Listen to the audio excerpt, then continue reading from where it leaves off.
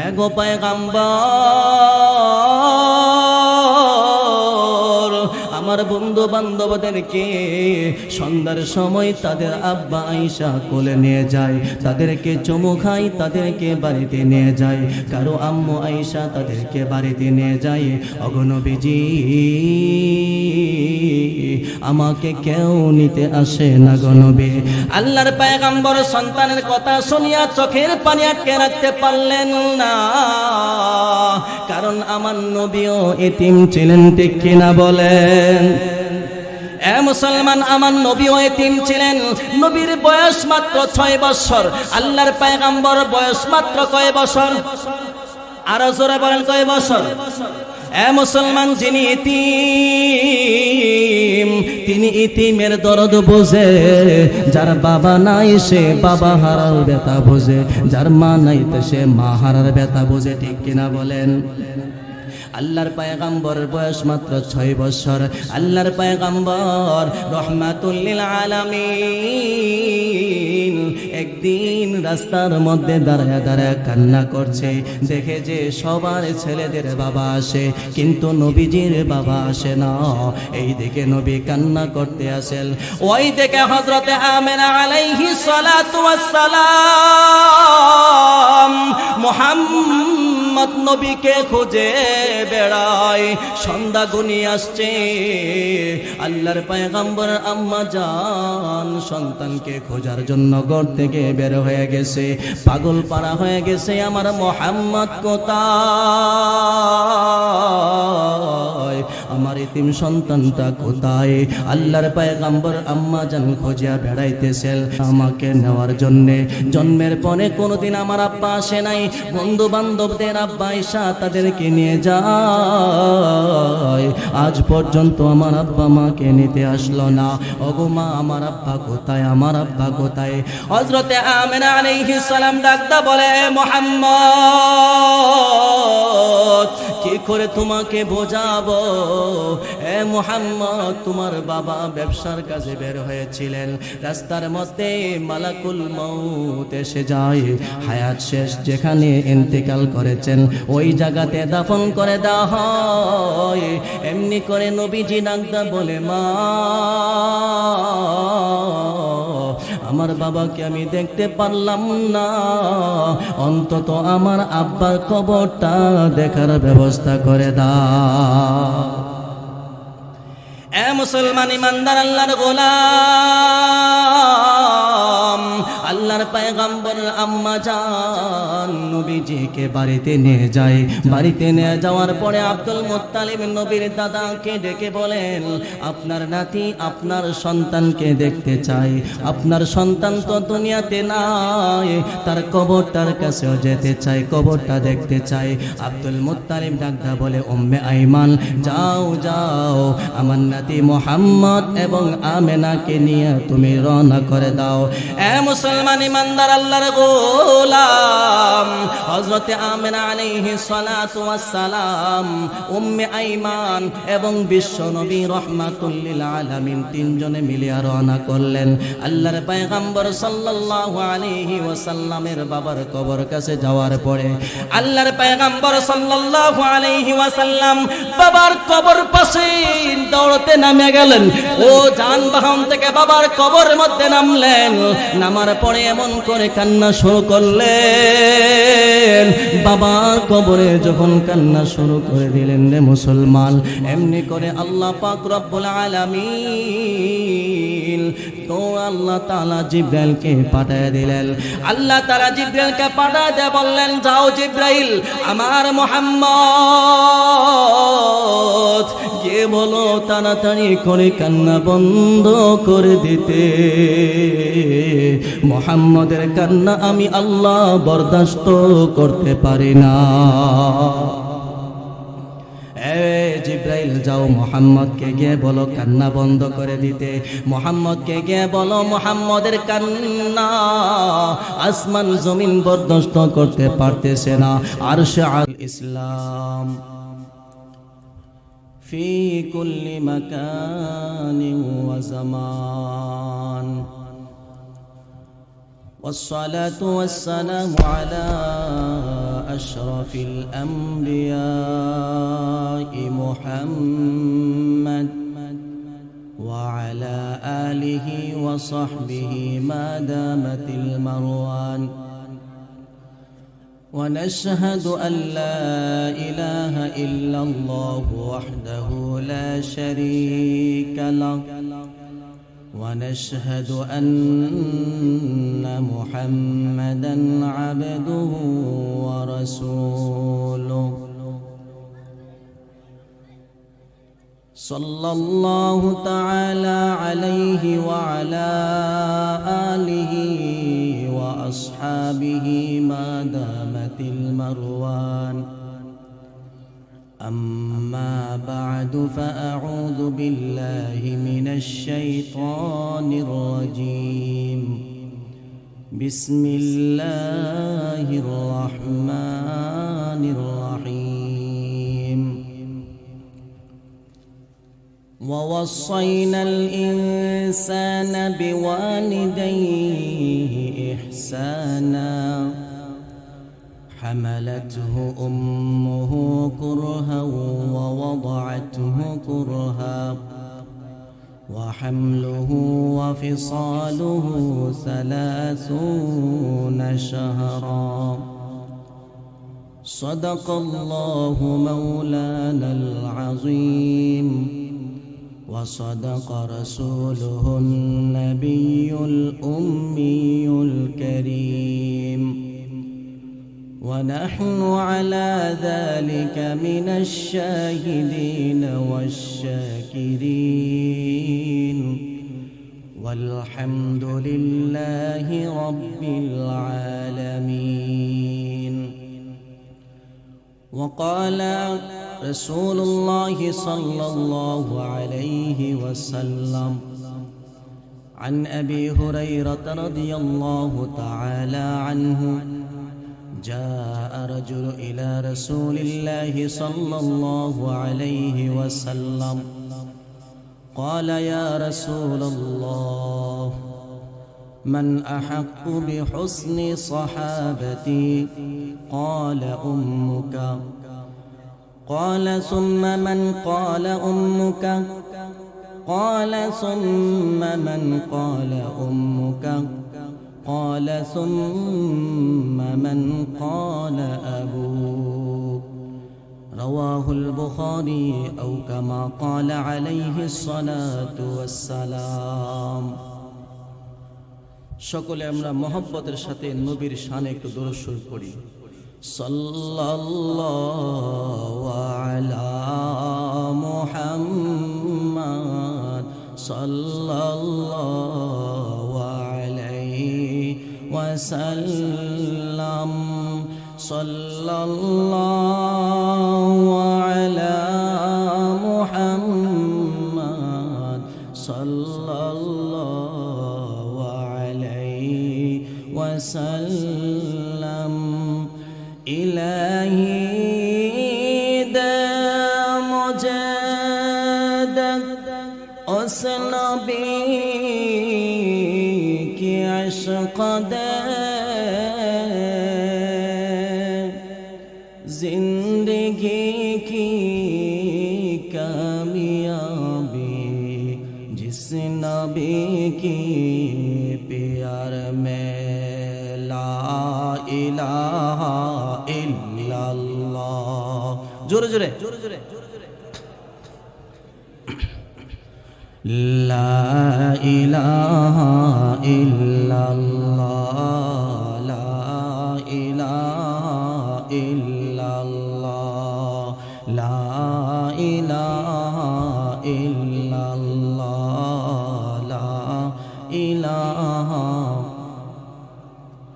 ऐ खुदा तो हमें ज़बां पे ऐ खुदा तो हमें ज़बां पे ऐ खुदा तो हमें ज़बां पे जारी कर दे लम तेरा ला इलाहा इल्लल्लाह ला इलाहा इल्लल्लाह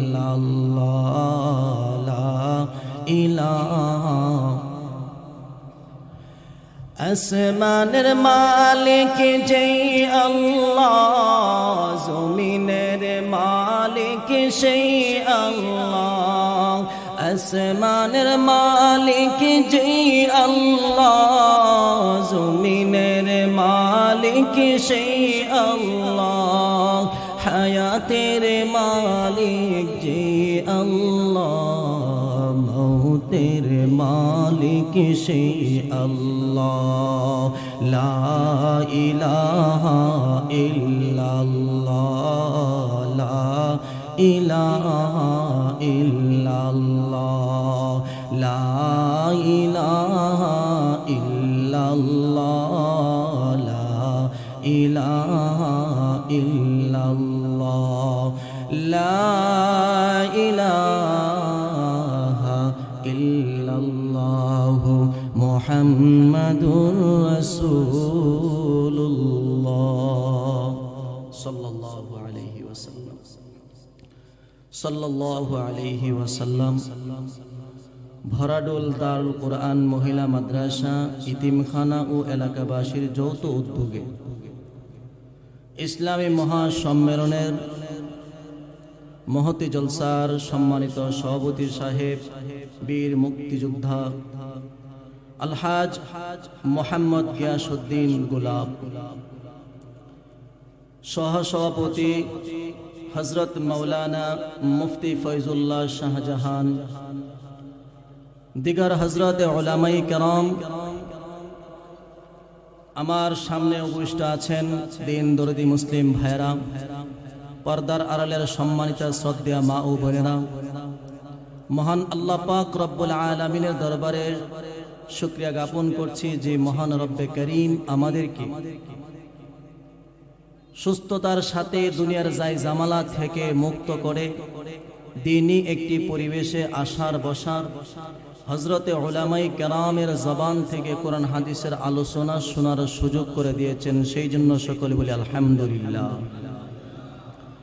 লক্ষ কোটি দরুদ ও সালাম আকায়ে নামদার তাজদারে মদিনা, রাহমাতুল লিল আলামিন, ইমামুল মুরসালিন, শাফিউল মুযনিবিন হযরতে মুহাম্মদুর রাসূলুল্লাহ সাল্লাল্লাহু আলাইহি ওয়াসাল্লামের রওজা। আপনারা কি মন খারাপ করে বসে রয়েছেন? মুসলমানদের মন খারাপ করার কিছু নাই। কথা বলেন ঠিক কিনা? বলে হুজুর আমি তো গরিব মানুষ, দিন আইনা দিন খাই, অসহায় মানুষ, তা আমরা তো মন খারাপ করার কথা হই। কথার কথা, আপনাদের মধ্য থেকে কেউ যদি কলিয়ার চোর কয়েকটা ভিটার মালিক হই, আমরা তারে বড়লোক বলে সম্বোধন করি, ঠিক কিনা বলি? একই ব্যক্তি যদি আপনাদের এই জেলার কিশোরগঞ্জ থানার ভিতরে যদি কয়েকটা ফ্ল্যাটের মালিক থাকে, কথাই নাই। কথার কথা, এই ব্যক্তি যদি আবার ঢাকা শহরে বাড়িদারা, বসুন্ধরা, গুলশানে যদি কয়েকটা বাড়ির মালিক হই, তাহলে তো আমরা তার শিল্পপতি বলে সম্বোধন করি, ঠিক কিনা বলে? নবীজি বলেন, শোনো উম্মত,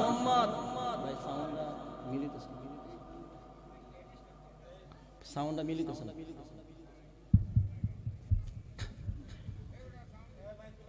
সাউন্ড দেন, হালকা একটু দেন, সাউন্ড দেন। যে কথা বলতেছি শ্বাস যদি না টানে, হ্যাঁ শ্বাস না টানে। আলহামদুলিল্লাহ। নবীজি বলেন, উম্মত তোমরা যারা ঈমান আনছো, ঈমানের বদলতে আল্লাহ তাআলা প্রত্যেকটা মানুষকে, মুসলমানকে জান্নাতে একটা জায়গার মালিক বানাই দিবে। আরো জোরে বলেন না সুবহানাল্লাহ। নবীজি বলেন, সুবহানাল্লাহ শব্দটা যদি কোনো ব্যক্তি দিল থেকে মহব্বতের সাথে বলে, সুবহান মানে পবিত্র, সুবহানাল্লাহ আল্লাহ পবিত্র বলার সঙ্গে সঙ্গে নবীজি বলেন তার জবানকে আল্লাহ পবিত্র বানাই দিল। এই কথাটা বলার সঙ্গে সঙ্গে কিতাবের মধ্যে লেখে, এই সুবহানাল্লাহর শব্দে বলার সঙ্গে সঙ্গে এত পরিমাণ সওয়াব হয়, যদি আল্লাহ দুনিয়াতে কোনো বান্দাকে এই সুবহানাল্লাহর সওয়াব দিতে চায় তো 7 আসমানে যদি রাখে তাহলে 7 আসমান ভেঙে চূর্ণ বিচূর্ণ হয়ে যাবে।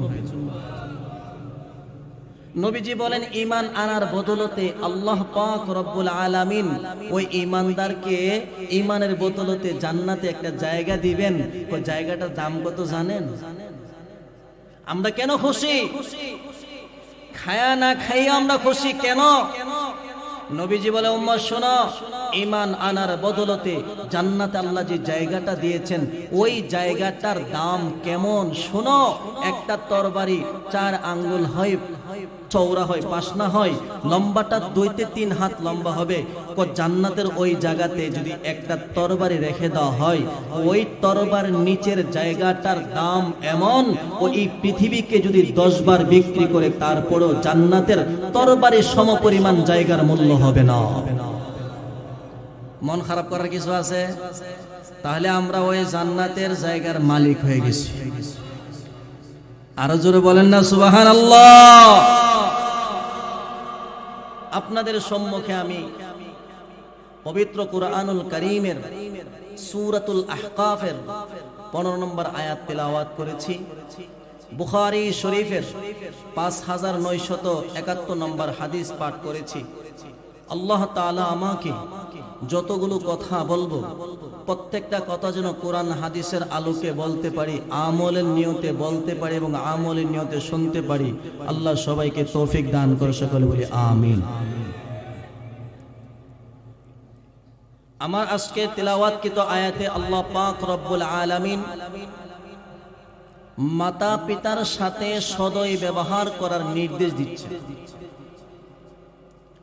এই দুনিয়াতে, দুনিয়ার মধ্যে যে কোনো জিনিস হারিয়ে গেলে, হাতছাড়া হয়ে গেলে একবার না একবার পাওয়ার একটা সম্ভাবনা থাকে, ঠিক কিনা বলেন?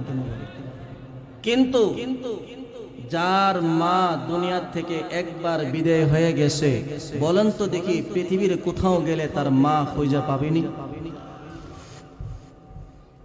যার বাবা দুনিয়ার থেকে বিদায় হয়ে গেছেন, বাবা ডাকটা বন্ধ হয়ে গেছে, এই পৃথিবীতে যদি সারা দুনিয়া যদি খোঁজা হয় তারপরেও বাবাকে পাওয়া যাবে? পাওয়া যাবে। এই মা বাবার সম্পর্কে আল্লাহ নিজের সিদ্ধান্ত শোনানোর সঙ্গে সঙ্গে আল্লাহ মা বাবার সাথে কেমন আচরণ হবে, মা বাবার মর্যাদা কেমন আল্লাহ বলছেন। বলেন তো দেখি, আল্লাহর সাথে আল্লাহর নিজের বর্ণনা দিয়ে আল্লাহ বলতেছেন তোমাদের মা বাবার সাথে সদয় ব্যবহার করো। তাহলে যে মালিক নিজের সিদ্ধান্তর পরে সঙ্গে সঙ্গে মা বাবার কথা নিয়ে আসছেন, বলেন তো দেখি মা বাবার মর্যাদা আল্লাহর কাছে আসেনি? কেমন মর্যাদা? আল্লাহ পাক রব্বুল আলামিন সূরাতুল আনআমের 151 নম্বর আয়াতে বলেন, বিসমিল্লাহির রহমানির রহিম, قل تعالوا أتل ما حرم ربكم عليكم ألا تشركوا به شيئا وبالوالدين إحسانا। আল্লাহ পাক রব্বুল আলামিন বলেন, হে নবী, আপনি আপনার উম্মতদেরকে ডাইকা কাছে আনেন। আতলু মা হাররামা রাব্বুকুম, তিলাওয়াত করে শুনায়া দেন আল্লাহ তাআলার চূড়ান্ত সিদ্ধান্তটা শুনায়া দেন। কি সিদ্ধান্ত? আল্লাহ তুশরিকু বিহি শাইআ। আল্লাহ পাক রব্বুল আলামিন বলেন, হে নবী, আপনার উম্মতদেরকে আপনি ডাইকা কাছে আনেন। قل تعالوا أتل ما حرم ربكم عليكم ألا تشركوا به شيئا وبالوالدين إحسانا। আল্লাহ বলেন, নবী আপনি তাদেরকে শোনায় দেন আমি আল্লাহর সাথে শিরিক করা হারাম, আর মা বাবার সাথে যেন তারা সদয় ব্যবহার করে। আল্লাহর সাথে শিরিক করা যাবে? আমরা কিন্তু মুহূর্তে মুহূর্তে শিরিক করতেছি, বিভিন্ন ধরনের শিরিক করি। কিন্তু একটা শিরিক হলো চূড়ান্ত শিরিক, যেটা এই শিরিকটা হলো আল্লাহর সাথে অন্য কাউকে শরীক মানা। ঠিক কিনা বলেন? আল্লাহর সাথে অন্য কাউকে শরীক মানা। আল্লাহর সাথে কাউকে শরীক মানা যাবে না। আল্লাহ এক, তার সমকক্ষ কেউ নাই। কুল হুয়াল্লাহু আহাদ, নবী বলে দেন আমি আল্লাহ এক। আল্লাহুস সামাদ, নবী বলে দেন আমি আল্লাহ হলাম অমুখাপেক্ষী, পৃথিবীর সকল সৃষ্টি যে হলো মুখাপেক্ষী। ঠিক কিনা বলেন? লাম ইয়ালিদ ওয়া লাম ইউলাদ ওয়া লাম ইয়াকুল লাহু কুফুয়ান আহাদ। আল্লাহ বলেন আমি আল্লাহ কাউ থেকে কাউকে জন্ম দেই নাই, কাউকে আমি আল্লাহ কাউ থেকে জন্মগ্রহণ করিও নাই। ওয়া লাম ইয়াকুল লাহু কুফুয়ান আহাদ, এবং পৃথিবীর কেউ আমি আল্লাহর সমকক্ষ হতে পারে না। ঠিক কিনা বলেন? আল্লাহু আকবার কাবীরা, আল্লাহু আকবার কাবীরা, ওয়ালহামদুলিল্লাহি হামদান কাসীরা, ওয়া সুবহানাল্লাহি বুকরাতাও ওয়া আসীলা। এ মুসলমান ইমানদার আল্লাহর গোলাম, আল্লাহ পাক রব্বুল আলামিন বলেন এ দুনিয়ার মানুষ, আমি আল্লাহর সাথে শিরিক করবা না, আমি আল্লাহর সাথে কাউকে সমকক্ষ করবা না। আমি আল্লাহ এক, আমি আল্লাহ হইলাম অমুখাপেক্ষী, আমি আল্লাহ কাউকে জন্ম দেই নাই, আমি আল্লাহ কাউ থেকে জন্ম হয় নাই। আমি আল্লাহ হইলাম এমন যার সমকক্ষ পৃথিবীর মধ্যে কেউ নাই। আল্লাহ পাক রব্বুল আলামিন ডেকে ডেকে বলে বান্দা ভালো করে শুনে রাখো, ইন্নাল্লাহা লা ইয়াগফিরু আন ইউশরাকা ওয়া ইয়াগফিরু মা দুনা যালিকা লিমান ইয়াশা। আল্লাহ তাআলা বলেন আমার সাথে শিরিক করলে এই গুনাহ আমি আল্লাহ মাফ করব না। কোন বান্দা যদি আল্লাহর সাথে শিরিক করিয়া মারা যায়, আল্লাহ তাআলা কসম করে বলেন বান্দা আমি আল্লাহ ওই গুনাহ মাফ করব না। দুনিয়াতে যত গুনাহ করো না কেন, যদি ঈমান নিয়ে মরতে পারো রে, একদিন না একদিন আমি আল্লাহ তোমাকে জান্নাত দান করব। মুসলমান ইমানদার আল্লাহর গোলাম, আল্লাহ তাআলা নিজের সিদ্ধান্ত শুনাইয়া মা বাবার কথা উল্লেখ করেছেন। এখানের মধ্যে অত্যন্ত মা বাবার গুরুত্ব চলে আসে। আল্লাহ পাক রব্বুল আলামিন সূরা বনি ইসরাঈলের 23 নম্বর আয়াতে আল্লাহ বলেন ওয়া ক্বাদা রাব্বুকা আল্লা তা'বুদু ইল্লা ইয়াহু ওয়া বিল ওয়ালিদাইনি ইহসানা। আল্লাহ তাআলা বলেন এ দুনিয়ার মানুষ শুনে রাখো, আমি আল্লাহ পাক রব্বুল আলামিন চূড়ান্ত সিদ্ধান্ত নিয়েছি, আমি আল্লাহ চূড়ান্ত ফয়সালা করে দিলাম, আল্লাহ তা'বুদু ইল্লা ইয়াহু, আমি আল্লাহর একমাত্র ইবাদত করা লাগবে। বলুন তো দেখি কার ইবাদত করা লাগবে? আল্লাহ তা'বুদু ইল্লা ইয়াহু। আমার আল্লাহ পাক রব্বুল আলামিন বলে দুনিয়ার মানুষ শোনো রে, আমি আল্লাহ হইলাম রাজ্জাক, কোন মানুষ তোমাকে রিজিক দিতে পারবে না। আমি আল্লাহ হইলাম বিধানদাতা, পৃথিবীর কোন মানুষ তোমাকে বিধান দিতে পারবে না।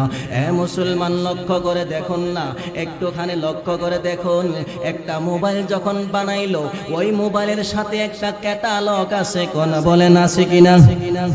যে কোনো জিনিস মানুষ যখন আবিষ্কার করে তার সাথে একটা ক্যাটালগ থাকে। ওই ক্যাটালগটা কেন দেওয়া হয়?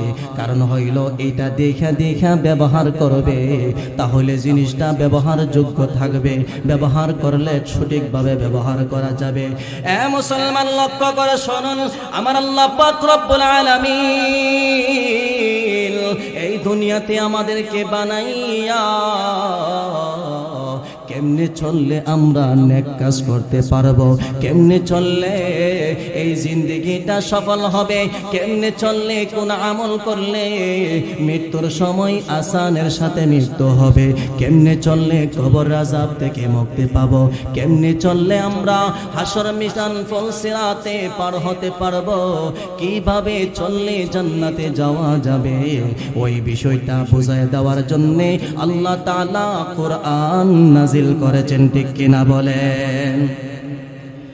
শুধু আল্লাহ কোরআন নাজিল করছে মুসলমান, বিষয়টা এমন নয়। আল্লাহ তাআলা কোরআন নাজিল করি আল্লাহ পাক রব্বুল আলামিন ওই কোরআনটা বুঝিয়ে দেওয়ার জন্য বিশ্ব নবী রহমাতুল লিল আলামিনকে আল্লাহ পাঠাইয়া ওই নবীর কাছে কোরআনটা নাজিল করেছেন। কেন করেছেন জানেন? যেন কিয়ামত পর্যন্ত আনেওয়ালা উম্মত সকলে যেন নিজের জীবনটাকে কোরআনী জীবন বানাইতে পারে, নিজের জীবনটাকে আমলে জিন্দেগি বানাইতে পারে, ওই কোরআনের উপরে আমল করিয়া যেন জাহান্নামের আগুন থেকে মুক্তি লাভ করতে পারে, সেই জন্য আল্লাহ কোরআন নাজিল করেছেন, ঠিক কিনা বলেন? এ মুসলমান ইমানদার আল্লাহর গোলাম, আল্লাহ তাআলা এই কোরআন নাজিল করেছেন নবীর উপরে। এ মুসলমান, নবী তো চলে গেছেন, দুনিয়ার থেকে বিদায় হয়ে গেলেন, নবী তো আর আসবে না। যেই ব্যক্তি মনে করবে নবীর পরে নবী আছে সে কাফের, ঠিক কিনা বলেন? এ মুসলমান, নবীর পরে নবী কখনো আসতে পারে? আরো জোরে বলেন, নবীর পরে নবী আছে? নবীর পরে নবী নাই, সংসদে আইন চাই, নবীর পরে নবী নাই। আরো জোরে, নবীর পরে নবী নাই, সংসদে আইন চাই। এ মুসলমান, নবীর পরে নবী আসতে পারে না। আমার নবী হইলেন খাতামুন নবিয়্যিন, নবীর পরে নবী আসবে না। যে ব্যক্তি নবীর পরে নবী মনে করবে সে হইল দাজ্জাল, সে হইল কাফের, এই জামানার সবচেয়ে বড় ফিতনা, ঠিক কিনা বলে? যেই জায়গা থেকে কাদিয়ানি প্রকাশ পেয়েছিল সেই পাকিস্তানের মধ্যে কাদিয়ানীদেরকে তোমরা থাকো, মুসলমানের লেভেল লাগায়া থাকতে তোমাদেরকে দেওয়া হবে না, ঠিক কিনা বলে? এক কাদিয়ানীরা নিজেদেরকে নবী মনে করে, গোলাম আহমদ কাদিয়ানী সে নিজের নবী মনে করে। এই ব্যক্তি শেষ পর্যন্ত তার মৃত্যুটা হয়েছে টয়লেটের মধ্যে। কোথায় হয়েছে? টয়লেটের মধ্যে তার মৃত্যু হয়েছে।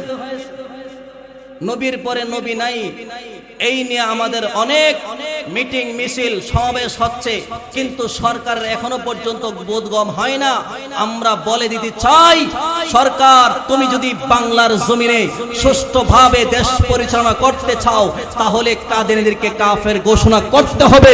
শুধু মুখে মুখে নবীর ভালোবাসা বললে চলবে না। তোমার হাতে কলম আছে, তোমার সেই কলম দিয়ে কাদিয়ানীদেরকে কাফের ঘোষণা করতে হবে, নতুবা তোমার মুখে নবীর প্রেম সাজে না, ঠিক কিনা বলেন? তুমি নবীর প্রেম দেখাইবা আর নবীর পরে নবী কাদিয়ানীদেরকে নিজেরা তারা নবী দাবি করে আর তাদেরকে মুসলমান বলে তোমরা তাদেরকে পরিচয় দিবা, এটা আমরা বরদাস্ত করতে পারি না, ঠিক কিনা বলেন? যে কথাটা বলতেছিলাম, আল্লাহু আকবার কবীরা। এ মুসলমান বাবা, এই কোরআন আল্লাহ দিয়েছেন আমাদের জন্য, ঠিক কিনা বলেন? এই কোরআনের শিক্ষক, প্রথম শিক্ষক ছিলেন নবী, আল্লাহর পয়গম্বর রাহমাতুল লিল আলামিন।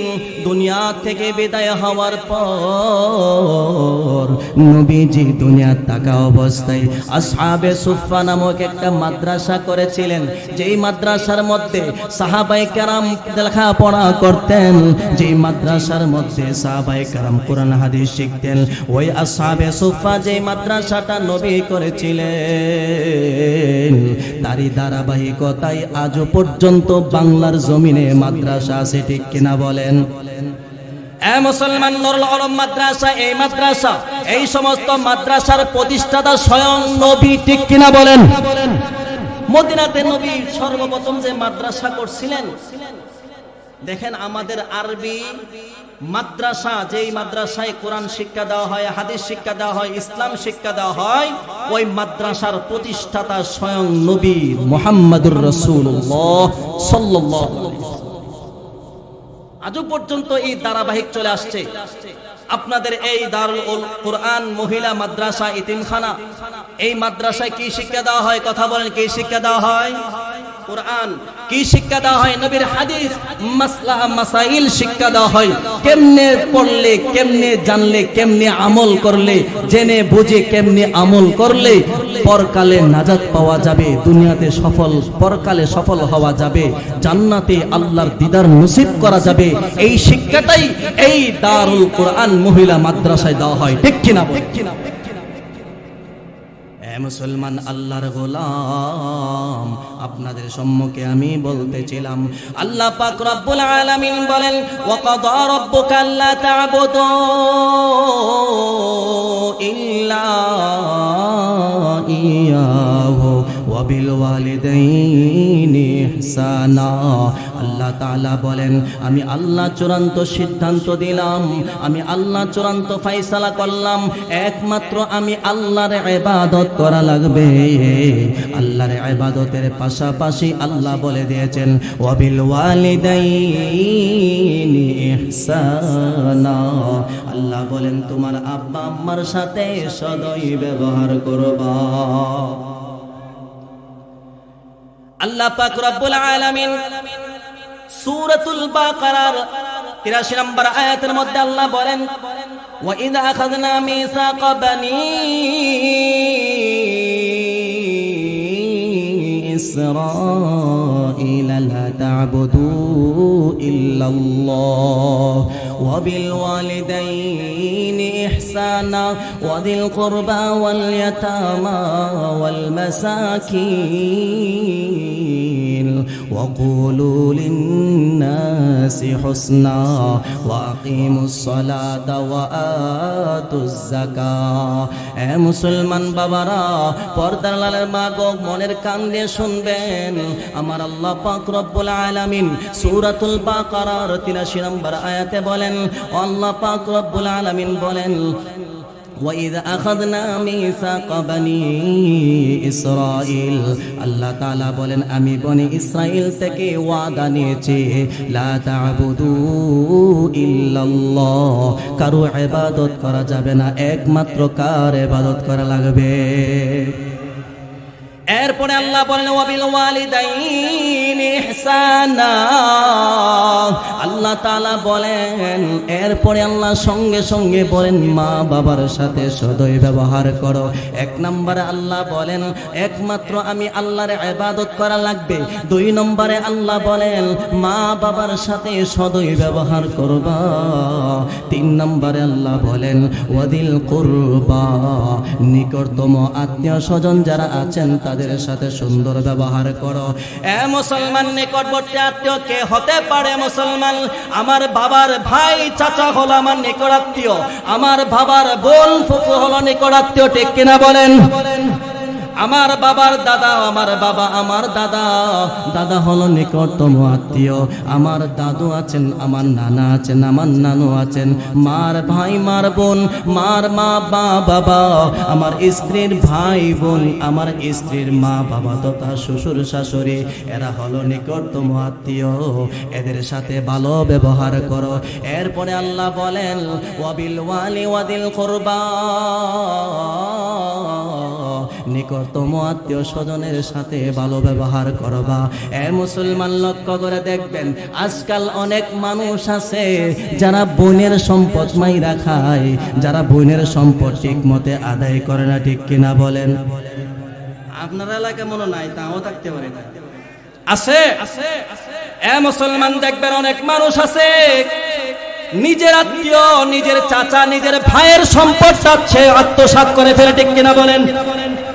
বহু কষ্ট করে লেখাপড়া করাইছে, বহু কষ্ট করে লেখাপড়া করাইছেন, বড় ভাই বড় কষ্ট করে লেখাপড়া করাইছেন, তারপরে দেখবেন যখন কলমের জোর হয়ে যায় তখন ভাইয়ের সম্পদটা ভাই মাইরা খায়। ঠিক কিনা বলেন? এই সম্পর্কে আমার পয়গম্বর বলেন ক্বালা রাসূলুল্লাহ সাল্লাল্লাহু আলাইহি ওয়াসাল্লাম, আল্লাহর পয়গম্বর রাহমাতুল লিল আলামিন মুসলিম শরীফের হাদিসের মধ্যে নবী বলেন আমান ইকতাতা শিবরাম মিনাল আরদি যুলমা তাওয়াকাহু আল্লাহু ইয়াহু ইয়াউমাল কিয়ামাতি মিন সাবঈ আরদিল। এ মুসলমান, আল্লাহর পয়গম্বর বলেন মানিকাতা শিবরাম মিনাল আরদি যুলমান, যেই ব্যক্তি কোন মানুষের সম্পদ মাত্র আধ হাত পরিমাণ আত্মসাৎ করে, কতটুকু? আধাত। মনে করেন যে বাইয়ের সাথে বাইয়ের সীমানাটা আছে, যে কোনো ভাবে জোর দখল কইরা সর্দার এমনি এমনি বাস করিয়া, বুঝেন না কথাটা? আদালতে গিয়া বিভিন্ন ভাবে বাস করে বাপ মরে গেছে, এখন তার সম্পদটা একটুখানি আধাত জায়গা দখল করছে। আল্লাহর পয়গম্বর বলেন তাওয়াকাহুল্লাহু ইয়াহু ইয়াউমাল কিয়ামাতি মিন সাবঈ আরদিল।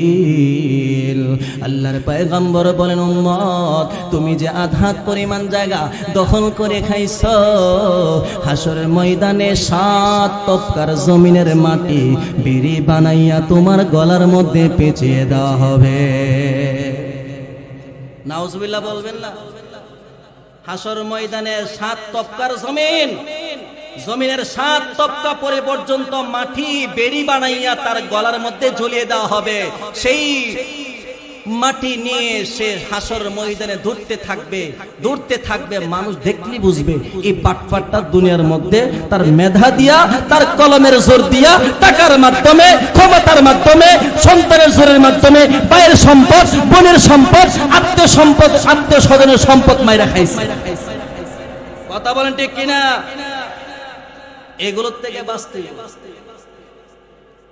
এরপরে আমার আল্লাহ পাক রব্বুল আলামিন বলেন, দুনিয়ার মানুষ, 1 নাম্বার হলো আমার সাথে একমাত্র আমার ইবাদত করা লাগবে। 2 নাম্বার আব্বা আম্মার সাথে ভালো ব্যবহার করো। 3 নাম্বার হলো নিকট আত্মীয় স্বজনদের সাথে ভালো ব্যবহার করবা। 3 নাম্বার 4 নাম্বারে আল্লাহ বলেন ওয়াল ইয়াতামা ওয়াল মাসাকিন। 4 নম্বরে আল্লাহ বলেন ওয়াল ইয়াতামা, ইতিমদের সাথে ভালো ব্যবহার করবা। ইতিমদের সাথে ভালো ব্যবহার করার জন্য নবী বলছেন, একদিন নবী পয়গম্বর রহমাতুল লিল আলামিন ইতিম নবী মসজিদে নববীর দিকে রওনা করেছেন নামাজ পড়ার জন্য। আল্লাহর পয়গম্বর মসজিদে নববীতে যাবে, নামাজ পড়বে, নামাজের ইমামতি করবেন। হঠাৎ করে দেখে মাঠের কোণার মধ্যে নবীজি দেখেন একটা বাচ্চা কান্নাকাটি করছেন। নবীজি কাছে গিয়ে বলে, বাবা তুমি কেন কান্নাকাটি করছো? সন্তানটা বলে, নবীজি দেখেন না একসাথে বন্ধু বান্ধবের সাথে খেললাম, গো পয়গম্বর আমার বন্ধু বান্ধবদেরকে সন্ধ্যার সময় তাদের আব্বা আয়েশা কোলে নিয়ে যায়, তাদেরকে চুমু খাই, তাদেরকে বাড়িতে নিয়ে যায়। কারো আম্মু আয়েশা তাদেরকে বাড়িতে নিয়ে যায়। ওগো নবীজি আমাকে কেউ নিতে আসে না গো নবী। আল্লাহর পয়গম্বর সন্তানের কথা শুনিয়া চোখের পানি আটকে রাখতে পারলেন না, কারণ আমার নবীও এতিম ছিলেন, ঠিক কিনা বলেন? এ মুসলমান, আমার নবীও এতিম ছিলেন। নবীর বয়স মাত্র 6 বছর, আল্লাহর পয়গম্বর বয়স মাত্র কয় বছর? আরো জোরে বলেন, কয় বছর? এ মুসলমান, যিনি ইতিম তিনি ইতিমের দরদ বোঝে।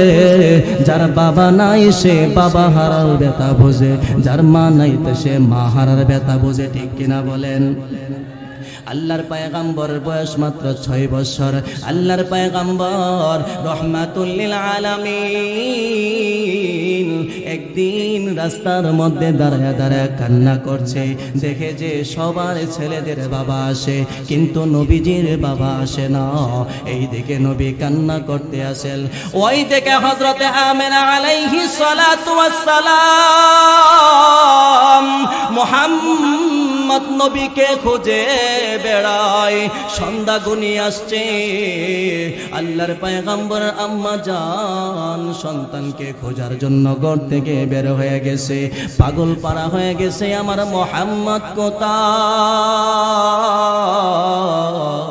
আমার ইতিম সন্তানটা কোথায়? আল্লাহর পয়গম্বর আম্মা জান খোঁজা বেড়াইতেছেন আমাকে নেওয়ার জন্যে। জন্মের পরে কোনোদিন আমার আব্বা আসে নাই, বন্ধু বান্ধবদের আব্বা আয়েশা তাদেরকে নিয়ে যায়। আজ পর্যন্ত আমার আব্বা মাকে নিতে আসলো না। ওগো মা, আমার আব্বা কোথায়, আমার আব্বা কোথায়? হযরতে আমিনা আলাইহিস সালাম ডাকতা বলে, মুহাম্মদ কি করে তোমাকে বোঝাবো? এ মুহাম্মদ, তোমার বাবা ব্যবসার কাজে বের হয়েছিলেন, রাস্তার মধ্যে মালাকুল মউত এসে যায়। হায়াত শেষ, যেখানে ইন্তেকাল করেছেন ওই জায়গাতে দাফন করে দেওয়া হয়। এমনি করে নবীজি ডাকতা বলে, মা আমার বাবাকে আমি দেখতে পারলাম না, অন্তত আমার আব্বার কবরটা দেখার ব্যবস্থা করে দাও। এ মুসলমান ইমানদার আল্লাহর গোলাম, আল্লাহর পয়গম্বর আম্মা জান নবীজিকে বাড়িতে নিয়ে যায়। বাড়িতে নিয়ে যাওয়ার পরে আব্দুল মুত্তালিব নবীর দাদাকে ডেকে বলেন, আপনার নাতি আপনার সন্তানকে দেখতে চাই। আপনার সন্তান তো দুনিয়াতে নাই, তার কবরটার কাছেও যেতে চাই, কবরটা দেখতে চাই। আব্দুল মুত্তালিব ডাকদা বলে, উম্মে আইমান যাও যাও, আমার নাতি মুহাম্মদ এবং আমেনাকে নিয়ে তুমি রওনা করে দাও। এ মুসলমান ইমানদার আল্লাহর গোলাম, হযরতে আমিনা আলাইহিস সালাতু ওয়াস সালাম, উম্মে আইমান এবং বিশ্ব নবী রাহমাতুল লিল আলামিন তিনজনে মিলে রওনা করলেন। আল্লাহর পয়গম্বর সাল্লাল্লাহু আলাইহি ওয়াসাল্লামের বাবার কবর কাছে যাওয়ার পরে আল্লাহর পয়গম্বর সাল্লাল্লাহু আলাইহি ওয়াসাল্লাম বাবার কবর পাশে দৌড়তে নামে গেলেন। ও যানবাহন থেকে বাবার কবরের মধ্যে নামলেন। নামার পরে এমন করে কান্না শুরু করলেন, বাবার কবরে যখন কান্না শুরু করে দিলেন রে মুসলমান, এমনি করে আল্লাহ পাক রব্বুল আলামিন তো আল্লাহ তাআলা জিবরাইলকে পাঠিয়ে দিলেন। আল্লাহ তাআলা জিবরাইলকে পাঠিয়ে দিয়ে বললেন, যাও জিবরাইল, আমার মুহাম্মদ কে বলো তাড়াতাড়ি করে কান্না বন্ধ করে দিতে। মুহাম্মদের কান্না আমি আল্লাহ বরদাস্ত করতে পারি না। জিব্রাইল যাও, মুহাম্মদকে গিয়ে বলো কান্না বন্ধ করে দিতে। মুহাম্মদকে গিয়ে বলো মুহাম্মদের কান্না আসমান জমিন বরদাস্ত করতে পারতেছে না। আরশে আজিম থরথর করে কাঁপা শুরু হয়ে গেছে।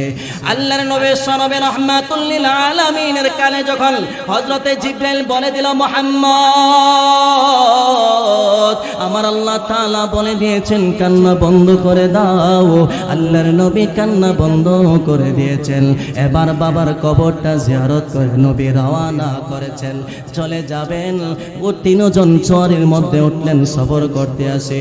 কিছুক্ষণ যাওয়ার পরে হযরতে আমিনা আলাইহিস সালাতু ওয়াস সালাম হঠাৎ করে বলে, উম্মে আইমান আমার পেটের মধ্যে ব্যথা আরম্ভ হয়ে গেছে, যানবাহনটা থামায়া দাও। উম্মে আইমান যানবাহন থামাইলেন। হযরতে আমিনা আলাইহিস সালাতু ওয়াস সালাম যানবাহন থেকে নাইমা গেলেন। নামার পর দেখতে আসে তার তীব্র ব্যথা বাড়তে আছে বাড়তে আছে। এমনি করে আমিনা ডাকদা বলে, উম্মে আইমান আমার মুহাম্মদকে আমার বুকে আইনা দাও। এ মুসলমান ইমানদার আল্লাহর গোলাম, আল্লাহু আকবার কবীরা। আল্লাহর পয়গম্বরকে উম্মে আইমান সওয়ারি থেকে নামাইয়া হযরতে আমিনা আলাইহিস সালাতু ওয়াস সালামের কাছে যখন দিলেন, হযরতে আমিনা আলাইহিস সালাতু ওয়াস সালাম নবীজিকে বুকের সাথে জাপটে ধইরা নবীজিকে বলতেছেন, মুহাম্মদ, এ মুহাম্মদ, আসলে তোমার বাবার কবরটা তুমি জিয়ারত করবা। মনে হয় আমারও হায়া শেষ হয়ে গেছে। এ মুহাম্মদ, এই মনে হয় আমার জীবনের, তোমার জীবনের সর্বশেষ তোমার আম্মার বুকের মধ্যে তোমার মাথাটা রাখতে পারলা। আল্লাহর পয়গম্বর ডাকতে বলে, মা, আমি এতদিন পর্যন্ত আমার আব্বাকে আব্বা ডাকতে পারি না, আজকে যদি তুমি দুনিয়া থেকে বিদায় হয়ে যাও গো মা, আমি কাকে মা বলে ডাকব? আল্লাহর পয়গম্বর সাল্লাল্লাহু আলাইহি ওয়াসাল্লাম চোখের পানি সারা আরম্ভ করে দিয়েছে মুসলমান। এমনি করে আল্লাহর মেহেরবানি হযরতে আমিনা আলাইহিস সালাতু ওয়াস সালামের সময় হয়ে যায়, ওইখানে ইন্তেকাল করেন, ওই জায়গাতেই দাফন করা হয়। আমার নবী কেমনই দিন ছিলেন, 6 বছর জন্মের আগেই বাবা হারালেন, জন্মের পরে 6 বছরের মাথায় বাবার কবর জিয়ারত করতে গেছেন নবীজি, এবার মাকেও হারায় আসলেন। এ মুসলমান ইমানদার আল্লাহর গোলাম, আমার নবীজি বাচ্চাটাকে কাছে নিয়ে বুকের সাথে ধরলেন, বাচ্চাটাকে বললেন, বাবা, আজ থেকে যদি আমি তোমার বাবা হয়ে যাই, আয়েশা যদি তোমার মা হয়ে যাই, তুমি রাজি আছো নে? বাচ্চাটা বলে, নবীজি তাহলে আমি রাজি আছি। ওই বাচ্চাটাকে নবীজি বাড়িতে নিয়ে গেলেন, হযরতে আয়েশাকে বললেন, আয়েশা, এই বাচ্চাটাকে গোসল করাইয়া সুন্দর কাপড় পরাও। আল্লাহর নবীর স্ত্রী হযরতে আয়েশা রাদিয়াল্লাহু তাআলা আনহা বাচ্চাটাকে গোসল করালেন, সুন্দর কাপড় পরালেন। এবার রাত্রে বেলা যখন খাওয়ানোর সময় হয়ে যায়, আল্লাহর নবী বাচ্চাটাকে খাবার দিয়েছেন, বাচ্চাটা খাওয়ান সামনে রাইখা কান্না করতে আসে। এবার পয়গম্বর জিজ্ঞাসা করলে, সন্তান, এখন তুমি কান্না করছো কেন? আমি তো হইলাম তোমার বাবা, আয়েশা হইল তোমার মা, তুমি এখন কান্না করছো কেন? সন্তানটা বলে, হুজুর, আমার আম্মাজি আমাকে নলা তুইলা খাওয়াইতেন, ভাতগুলো আমার আম্মা আমাকে খাওয়াইতেন, আজকে আমার মা নাই, বিদায় আমাকে কে খাওয়াবে? আল্লাহর পয়গম্বর বললেন, আয়েশা, তাকে তুমি খাওয়ায়া দাও। আল্লাহর পয়গম্বর স্ত্রী হযরতে আয়েশা আল্লাহর পয়গম্বরের নির্দেশে বাচ্চাটাকে খাওয়ায়া দিলেন। এরপরে নবীজি যখন ঘুমের ঘরে যাবে, বাচ্চাটাকে আলাদা কইরা দিয়েছেন ঘুমানোর জন্যে। এবার বাচ্চাটা কান্দে, চোখের পানি সাইরা কান্দে। এবার নবী জিজ্ঞাসা করে, বাবা, এখন কেন কান্না করতে আসো? বাচ্চা ডাকটা বলে, নবীজি, আমার কান্নার কারণ হইল আমার আম্মা যে প্রতি রাত্রে আমার আম্মার বুকে ধারণ কইরা ঘুম পাড়াইতো, আজকে আমার আম্মা যে নাই, কে আমাকে বুকে ধারণ করবে? কে আমাকে বুকের সাথে আমার মাথা লাগায় ঘুম পাড়াবে? নবীজি বলেন, আয়েশা, বাচ্চাটাকে তোমার বুকের সাথে লাগাইয়া ঘুম পাড়াইয়া দাও। এই জন্য পয়গম্বর বলেন, এ দুনিয়ার মানুষ শোনো, মনোযোগ দিয়ে শোনো মুসলমান, আল্লাহর পয়গম্বর বলেন, কোন ইতিম বাচ্চার মাথার মধ্যে যদি হাত রাখে কেউ, আদর করে যদি কেউ হাত বোলাইয়া দেয়, পয়গম্বর কয় ওই ব্যক্তির হাতের নিচে যত পরিমাণ চুল হবে, প্রত্যেকটা চুলের বিনিময়ে তার নেক দান করবে। আরো জোরে বলেন না সুবহানাল্লাহ। ইতিম বাচ্চা, এই মাদ্রাসার লেখা আছে দারুল কোরআন মহিলা মাদ্রাসা ইতিমখানা, অবশ্যই ইতিমখানা আছে, ঠিক কিনা বলেন? এতিম ছাত্র ছাত্রী আছে, এই এতিম ছাত্রের এতিম বাচ্চাদের প্রতি সহানুভূতি হওয়া নবীজি বলে দিয়েছেন, তাদের প্রতি সদয় আচরণ করো। ওয়াল ইয়াতামা ওয়াল মাসাকিন, ওয়াল ইয়াতামা ওয়াল মাসাকিন, নবীজি বলেন এতিমের প্রতি সদয় হয়ে যাও, মিসকিনদের প্রতি সদয় হয়ে যাও।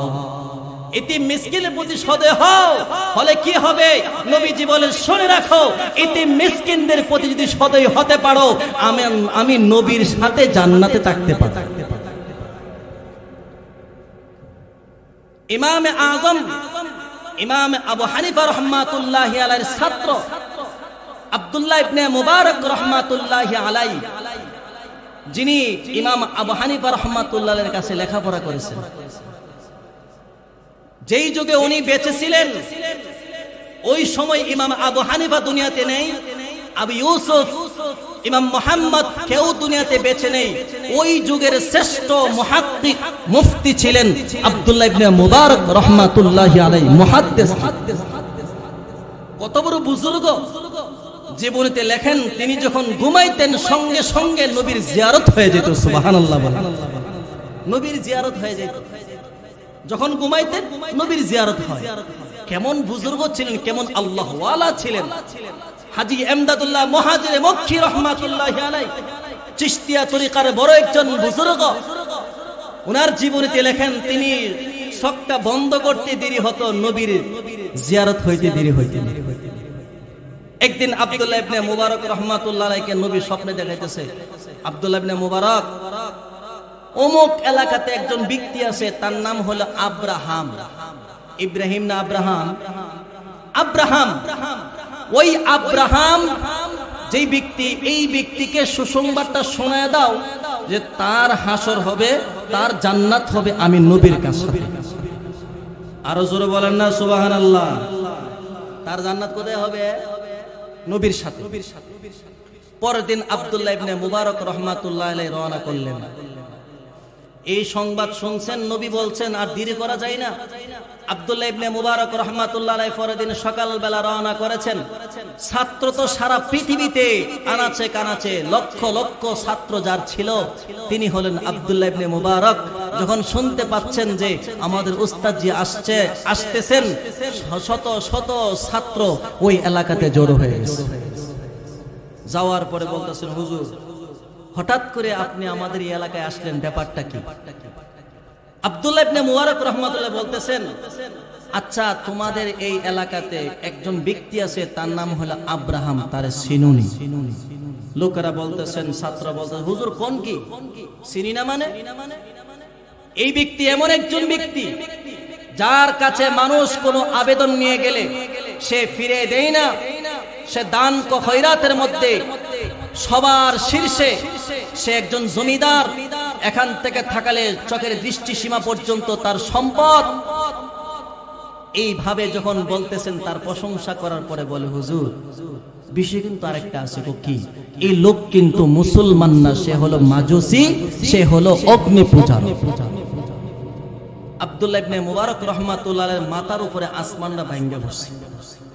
এই দিকটা নবী বলল নবীর সাথে তার জান্নাত হবে, আর ওই দিকে শুনতেছেন আইয়া যে সে হলো মাজুসি। মাজুসি তাদের ধর্ম অনুযায়ী তাদের মারে বিয়া করা যায়। নাউজুবিল্লাহ কইতেন না, এটা কোনো ধর্ম না, এটা বাতিল ধর্ম। বইন্ডে বিয়া করার তো কোনো কথাই নাই। এবার আব্দুল্লাহ ইবনে মুবারক বলতেছেন ছাত্রকে, বাবা তার সাথে তো নবী বলছেন দেখা করার জন্য, মনে মনে চিন্তা তার কাছে আমার নিয়ে যাও। ছাত্র দৌড়ে গেছে, গিয়া বলতেছে, আব্রাহাম ইসলাম ধর্মের একজন পণ্ডিত, বিশ্ববিখ্যাত আলেম মুহাদ্দিস শাইখুল হাদিস তোমার সাথে দেখা করতে আসতেছে। এই কথা শোনার পরে আব্রাহাম সুন্দর করে গোসল করলেন, নতুন কাপড় পরিধান করলেন এবং তিনি রাস্তার মধ্যে অপেক্ষায় দাঁড়া রয়েছে। আব্দুল্লাহ ইবনে মুবারক তার কাছে গেলেন। যাওয়ার পরে বলতেছেন আপনার সাথে আমার গোপনে কথা আছে, ঘরের ভিতরে চলেন, আন্দর মহলে চলেন, পার্সোনাল কিছু কথা আছে। যাওয়ার পরে বলতেছেন আব্রাহাম বলো তো দেখি, আমি তোমার কাছে আসছি কেন জানো? হুজুর কেন আসছেন আমার কাছে? একটা সংবাদ নিয়ে আসছে। কি সংবাদ? বলে আমার নবীজি গত রাত্রে স্বপ্নে দেখাইছে তোমার নবীর সাথে তোমার জান্নাত হবে। আল্লাহু আকবার কবীরা। এ মুসলমান ইমানদার, এবার হযরতে আব্দুল্লাহ ইবনে মুবারক রাহমাতুল্লাহি আলাইহি বলেন আমার তো বুঝে আসতেছে না, এইদিকে নবী বলছেন মিথ্যা বলতে পারে না, এইদিকে তুমি হইলা অমুসলিম, তুমি এখনো মুসলমান হও নাই, তাহলে নবী আমাকে সংবাদ দিয়েছেন তাও তো মিথ্যা হতে পারে না, ঠিক কিনা বলেন? ওয়ামা ইয়ানতিকু আনিল হাওয়া ইন হুয়া ইল্লা ওয়াহয়ুন ইউহা। আমার নবী নিজ থেকে কোনো কথা বলে না, যা বলেন সব আল্লাহর তরফ থেকে। সুবহানাল্লাহ। আমার নবী স্বপ্নে দেখাইছেন তুমি নবীর সাথে জান্নাতে থাকবা, তুমি এখনো মুসলমান হও নাই। এই আব্রাহাম বলো বলো তোমার জীবনে কোনো কাজ করছো কিনা, কোনো ভালো কাজ করছো কিনা? এবারে আব্রাহাম ডাকদা বলে হুজুর আমার জীবনে একটা ভালো কাজ করছি, যে কাজটা হলো আমার কাছে সবচাইতে ভালো কাজ। এটা হলো আমার একটা মেয়ে আছে, মেয়েটা হলো অন্ধ, ওই মেয়েটাকে বিয়ে দিতে পারতেছিলাম না। আমার একটা ছেলে আছে বড় স্মার্ট, ওই ছেলেটাকে আমি বহুদিন পর্যন্ত বোঝাইলাম, ওই সন্তানটাকে বোঝাইয়া আমার মেয়ের সাথে বিবাহের ব্যবস্থা করলাম। আমার স্মার্ট ছেলের সাথে আমার অন্ধ মেয়েটাকে বিয়ে দিতে পেরে আমি মনে করি সবচাইতে ভালো কাজ করেছি। আব্দুল্লাহ ইবনে মুবারক ডাকদা বলে আব্রাহাম নাউযুবিল্লাহ নাউযুবিল্লাহ, এই কাজ করলে ইসলাম ধর্মে জান্নাতে যাবে তো দূরের কথা জাহান্নাম ছাড়া উপায় নাই, ঠিক কিনা বলেন? নিজের আপন বোনে বিয়া করুন যাব, ঈমান থাকবো যদি কেউ জায়েজ মনে করে? বিয়া করলে জায়েজ হবে নাকি এটা জিনা হবে? কি হবে? জিনা হবে। আব্দুল্লাহ ইবনে মুবারক রাহমাতুল্লাহ আলাইহি বলে আব্রাহাম তুমি চিন্তা করে দেখো অন্য কোনো আমল করছো কিনা বলো। এবার আব্রাহাম ডাকদা বলে হুজুর আমার জীবনে ছোট্ট একটা কাজ আমার মনে পড়তেছে, ওইটা হলো আমি যখন 7 দিন পর্যন্ত আমার মেয়েটাকে বিয়ে দিতে পেরে আমি 7 দিন পর্যন্ত খাবারের ইন্তজাম করেছিলাম, এলাকার মানুষকে 7 দিন পর্যন্ত খাওয়াইলাম। খাওয়ানোর পরে চিন্তা করলাম দেখবেন জেফত হওয়ার পরে কেউ খায় কেউ খায় না, কেউ আবার গাইলাই কেউ আবার প্রশংসা করে, ঠিক কিনা বলেন?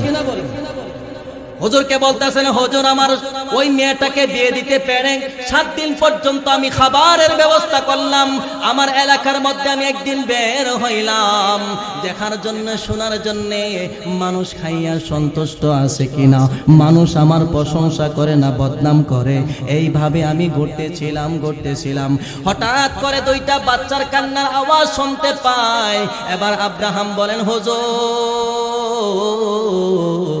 আমি ওই ঘরের কাছে গেলাম, যাইয়া দেখি 2টা বাচ্চা কান্না করতে আসে, ভিতর থেকে দরজা আটকানো।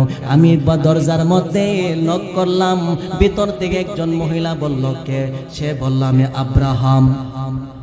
দরজা খোলো। মহিলাটা দরজা খুললেন, খোলার পরে বলতেছে ব্যাপারটা কি, তোমরা কি আমার দাওয়াত পাও নাই? মহিলা বলতেছেন আব্রাহাম তোমার দাওয়াত বলতে আমরা কিছু পাই নাই, আমি 7 দিন যাবত খানা খাওয়াইতেছিলাম, তোমরা দাওয়াত পাও নাই? না দাওয়াত পাই নাই। তো বাচ্চাগুলো কাঁদতেছে কেন? এবার মহিলা ডাকদা বলে আব্রাহাম আমার স্বামী বড় ধার্মিক ছিলেন, গরিব হতে পারে ধার্মিক ছিলেন, আমার স্বামী দিন মজুরের কাজ করত, আমার স্বামী মানুষের বাইত কামলা দিত, কিন্তু আমাকে সব সময় পর্দার ভিতরে রাখার চেষ্টা করেছে, আমাকে কোনোদিন আমার বাহিরে গিয়ে যাওয়ার অনুমতি ছিল না, কারো বাড়িতে কাজ করার অনুমতি ছিল না।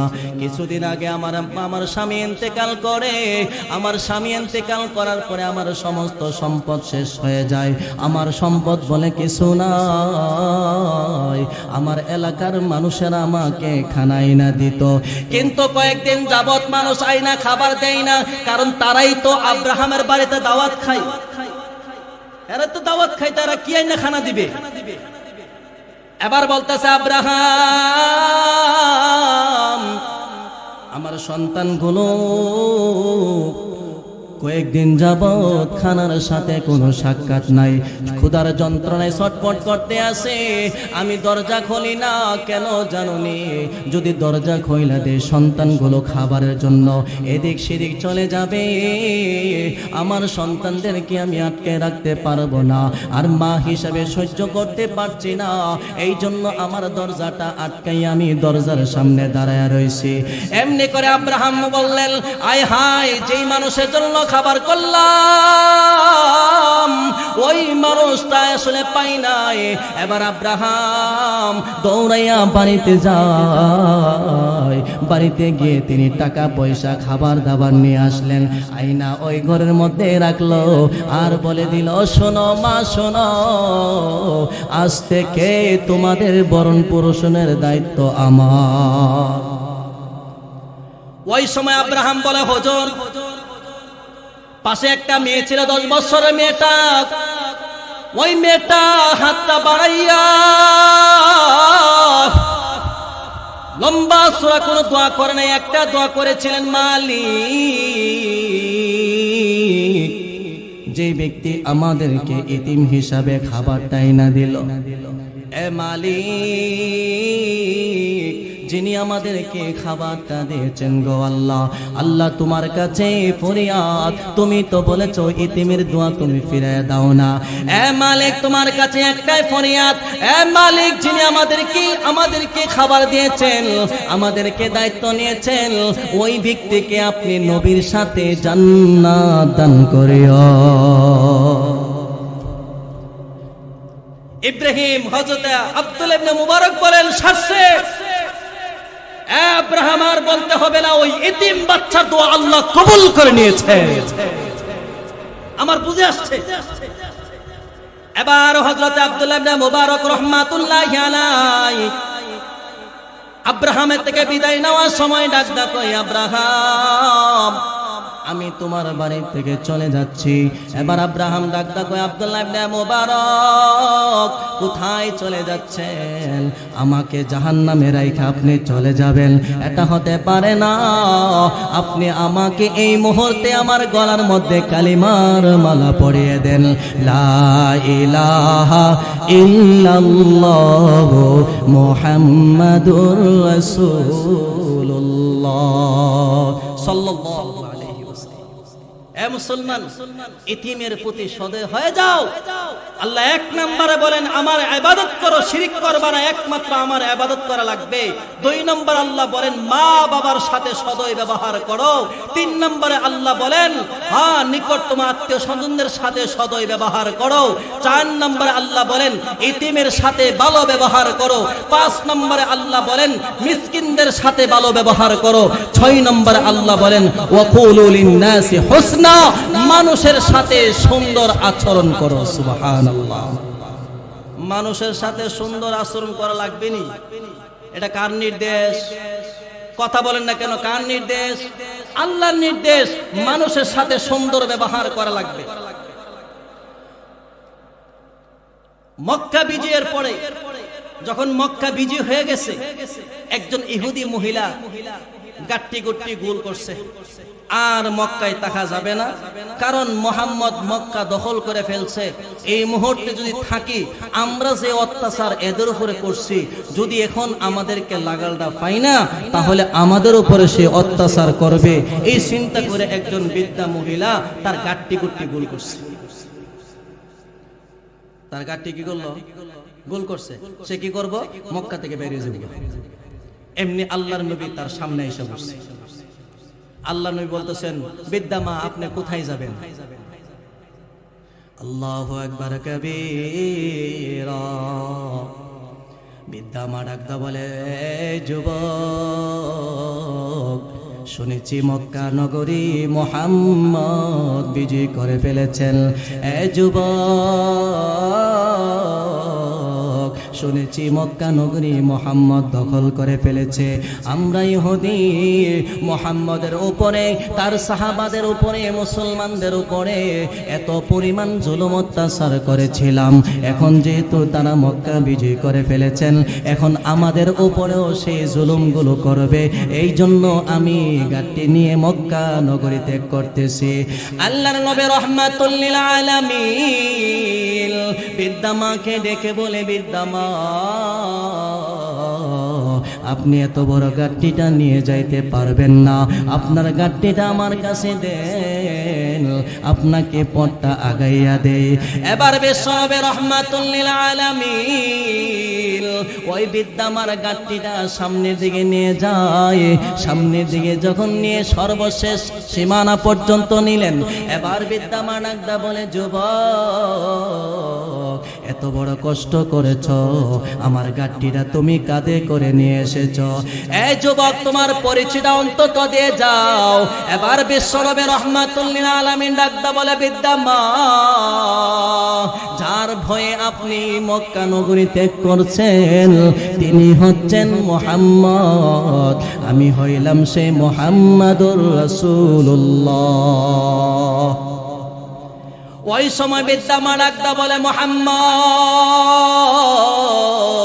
তুমি এত বড় দয়ালু, তুমি এত বড় রহমাতুল লিল আলামিন, তোমার বয়ে মক্কা নগরীতে করতেছিলাম, আজকে তুমি আমার গাড়িটা গায়ে দিলা, এই মুহূর্তে আমাকে কালিমা পড়াইয়া মুসলমান বানায় দাও। এই হলো মুসলমানের আদর্শ। আজকে আমরা মানুষের উপকার করব তো দূরের কথা, কেউ যদি আমার চাইতে সন্তানাদি দিক দিয়ে বেশি হয়ে যায়, দিলের ভিতরে চুলকানি আরম্ভ হয়, ঠিক কিনা বলেন? কেউ তো কারো যদি সন্তান বিদেশ যায়, আমার ছেলেরা যাইতে পারছে না, তার ব্যাপারে আমি আর নজরে তাকাই, হিংসা নিয়ে চলি। কেউ যদি একতলা বিল্ডিং করছে, আমি এখনো করতে পারি নাই, তার দিকে হিংসার নজরে তাকাই, ঠিক কিনা বলেন? পর উপকার করবে তো দূরের কথা, হিংসা তো আমরা শেষ করতে পারি। কথা বলেন ঠিক কিনা? যে কথাটা বলতেছিলাম, মা বাবা আল্লাহর পরে আল্লাহ তাআলা বলেন মা বাবার সাথে সদয় ব্যবহার করো। কেন করব? বুখারী শরীফের riwayat পড়েছিলাম, عن أبي هريرة رضي الله تعالى عنه قال, حضرت أبو هريرة رضي الله تعالى عنه বলেন, جاء رجل إلى رسول الله صلى الله عليه وسلم, একজন সাহাবী নবীজির কাছে এসে বলতেছেন, ইয়া রাসূলুল্লাহ, ইয়া হাবিবাল্লাহ, মা আহাক্কু বিহুসনি সাহাবাতি, ওগো নবীজি, আমি কার সাথে সবচেয়ে বেশি ভালো ব্যবহার করব? নবী বললেন, উম্মুকা, তোমার মার। এরপরে সাহাবী বলেন, ইয়া রাসূলুল্লাহ, তারপরে কার সাথে ভালো ব্যবহার করব? নবীজি বলেন, তোমার মার। তারপরে কার সাথে ভালো ব্যবহার করব? নবীজি বলেন, তোমার মার। 3 নম্বরে 4 নম্বরে সাহাবী বলেন, ওগো নবীজি, তারপরে কার সাথে ভালো ব্যবহার করব? নবীজি বলেন, তোমার আব্বার সাথে। 3 বার আল্লাহ বলেন মার সাথে, একবার বলেছেন বাবার সাথে, আর হাদিসের মধ্যে আসছে তারপরে অন্য নিকটতম আত্মীয় স্বজনের সাথে। কেন কেন আল্লাহ তাআলা এই কথার উত্তর দিয়ে দিবেন? কারণ হইল আল্লাহ পাক রব্বুল আলামিন আমাদের পীর ও মাশায়েখ শাইখুল হাদিস আল্লামা মেরাজুল হক কাসেমী দামাত বারাকাতুমুল আলিয়া স্টেজে চলে আসছেন। সকলে বলি মারহাবা, আর জোরে বলি মারহাবা। দুইটা কথা কই শেষ করে দেব। আল্লাহ তাআলা মার কথা 3 বার বললেন কেন? কারণ 3 বার বলার কারণ হইল আল্লাহ কোরআনের মধ্যে সূরাতুল আহকাফের 15 নম্বর আয়াতে বলেন, ওয়াদাআতহু কুরহা